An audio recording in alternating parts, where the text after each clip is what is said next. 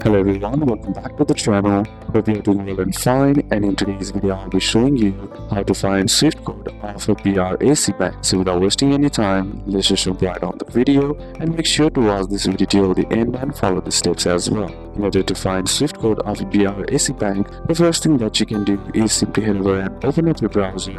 Then on the search bar, type in BRAC bank Swift code. And once you hit search, the code will be displayed right here, which is BRAKBDDH and XXX, which is for the branch specific. Now you can also tap on the link that is Remitly, and it will show the Swift code, bank name, bank address, branch code, city and country as well. Then the next method that you can use is through your BRAC internet banking or mobile app. So simply head over and log into your account by tapping on the first link that is shown to you, and then here what you need to do is simply find the login option, and then once logged in, simply enter in your username and your password and log into your account. Now once you're inside there, what you need to do is find the option that says account details. Then inside account details, select the international transfers or wire transfers. Some banks display the Swift or BIC code there, and then the third option that you can also use is contact BRAC bank by calling your local branch or customer support and ask for the correct Swift code for international money transfers